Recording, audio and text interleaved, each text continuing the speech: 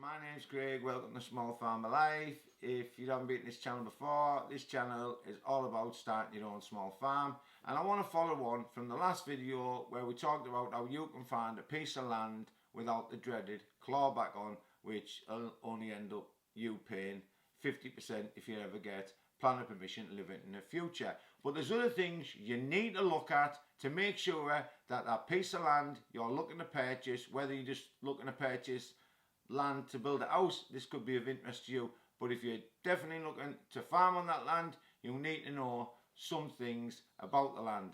And first things first, covenants. You need to make sure that that land you're looking at to purchase hasn't got any restrictive covenants on what can affect what you farm. Now, that could be anything. If it's next to houses, say, then there could be a covenant in there restricting you from having cockerels on that land, because cockerels can be noisy on the morning, and somebody working nights won't be very happy if they actually wake up every morning to the sound of your cockerel or a herd of sheep or whatever it may be. So you've got to watch out for these types of covenants, and there could be covenants on restricting what you build. So there could be a covenant on saying no barns can be built within a certain distance of a property because the person who sold the land doesn't want to spoil their view. So you need to know about covenants. So that's the first thing you want to be looking into when looking to purchase a piece of land. The second thing I would say is when you go and view that land. Now, you could be viewing it on a nice sunny day or a spring day, and it's a lovely day, and you're thinking that piece of land looks absolutely amazing. Well, it might do on that day, but what does it look like after a couple of days of rain? It could look like a pond. There's a piece of land over the road from me that looks awesome, lovely big field, and after a big downpour, it is a huge pond. Not a deep pond, but it's a pond nonetheless. Now, if you have to deal with that situation and the land itself hasn't got good field drains in it, or it doesn't drain very good after a couple of days of rain, then that can be a very expensive proposition to put right. I mean, you might have to build one of them aqua systems underground using loads of them water aqua blocks, and that can cost tens of thousands of pounds. Or you might be lucky and you might only have to put a few field drains in that go into a dike close to the land. But whichever it is, it's going to cost you money. Field drains are not that hard to do, and you can do them yourself. But if you get somebody in to do them, it can cost around about £1,200 per acre to do. So that is going to be taken into consideration. Also, utilities. Now, if you're buying a piece of land, let's say, next to a house, you can almost guarantee there's going to be water and electricity close by.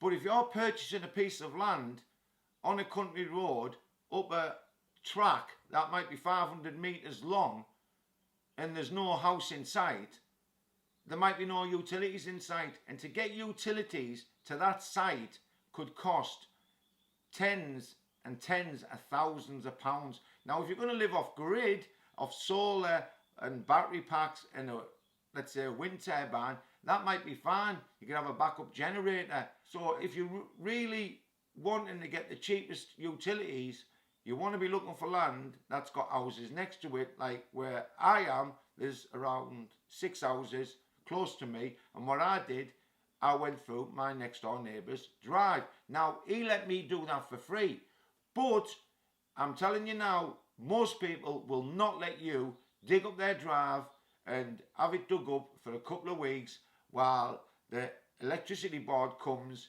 and sees and checks out all the work you've done, because I'm presuming you would do that yourself, or if you're going to pay someone to do it, that will cost in itself £1,500, because it cost me £6,000 for the electricity board to actually connect me up, but I did all the manual and civils myself, and I had to dig a trench about 800 millimetres deep.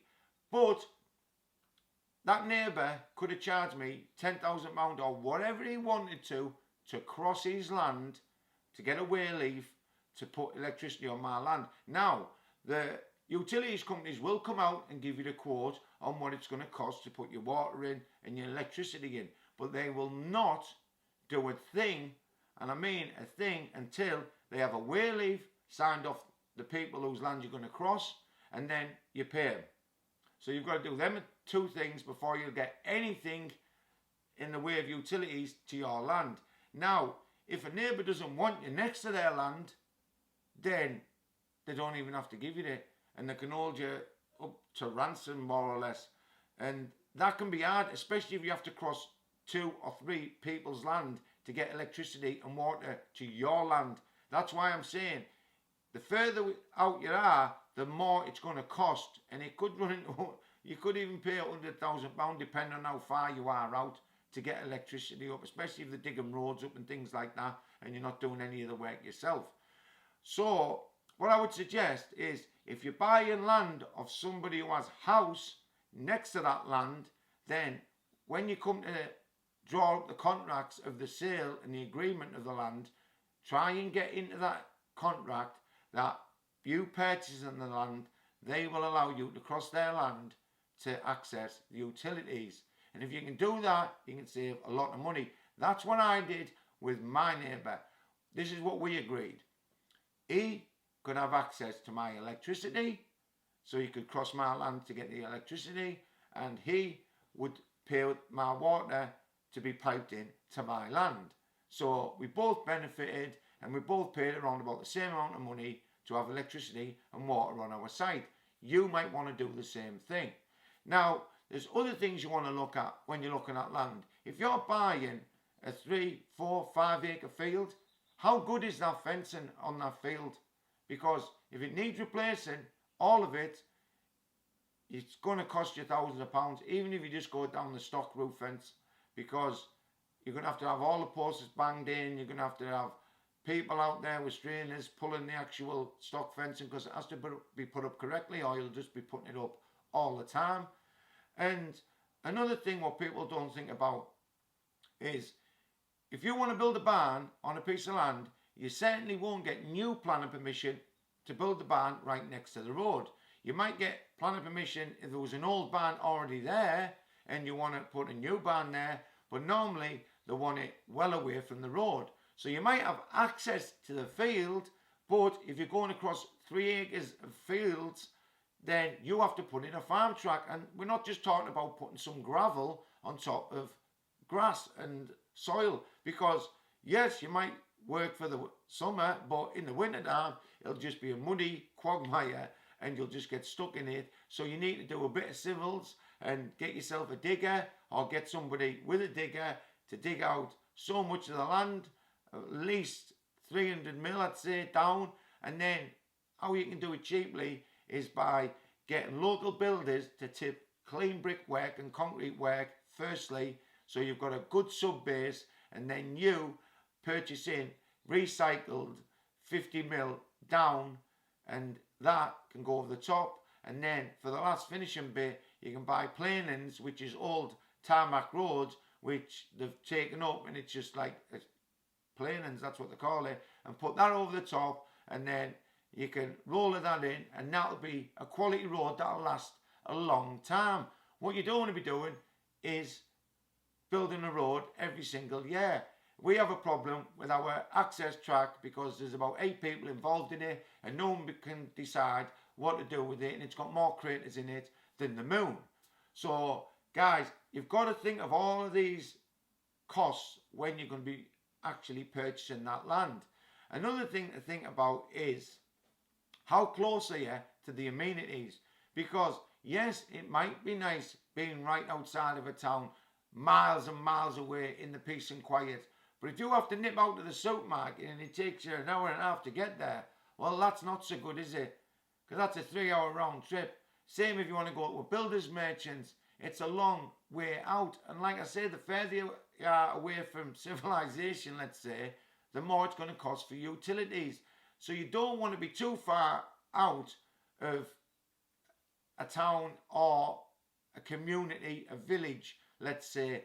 You want amenities close, or at least 15 minutes to half an hour away from your max.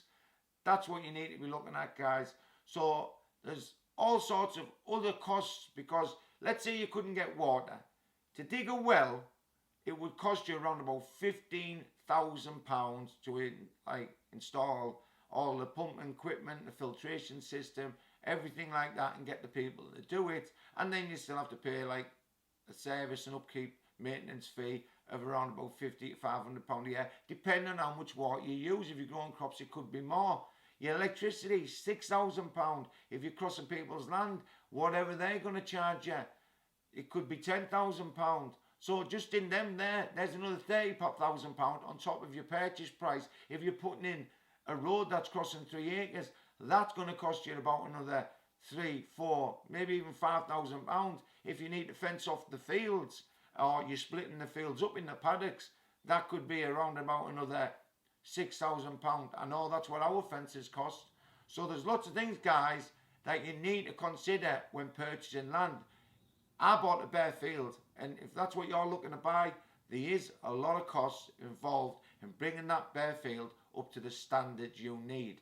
First of all, check for covenants, check for where utilities are, check for amenities, how well the land drains, how good's the fencing. You know, are you going to have to pay way leaves to cross people's lands? Because you might want to negotiate these before you actually buy land. There's all sorts of things you need to think about, and you need to put all that into your plan, and you need to make sure that you've got the money, or you're gonna have a plan of action of how you're going to get the money saved up to actually do what you need to do. Now, what I did was just done a little bit, saved up, done a little bit more, saved up, done a little bit more. Now I'm at the stage where I'm ready to rock and roll. I have been selling eggs before this stupid COVID came out, but we had to shut down. But I've got everything in place, and I'm ready to be back out there doing all the stuff as soon as the world opens up again and we got rid of this stupid COVID virus. But it is what it is, and we have to deal with it. We're all in the same boat. But guys, yeah, that's my take on what else you should be looking out for when you're buying land. Here's a few more things, and if you want to know what they are, ask in the comment section below. If you've got any concerns and you think I can answer them, just shut your question in the comment section below. And until now, next time, guys, my name's Craig. You've been watching A Small Farmer Life. Take care of yourself. Make sure you take care of the family. If you like the video, hit the like button. If you want to subscribe, it's your choice. Hit the subscribe button. If you want to be notified of more upcoming videos, then hit that bell button. Till next time, guys, bye for now.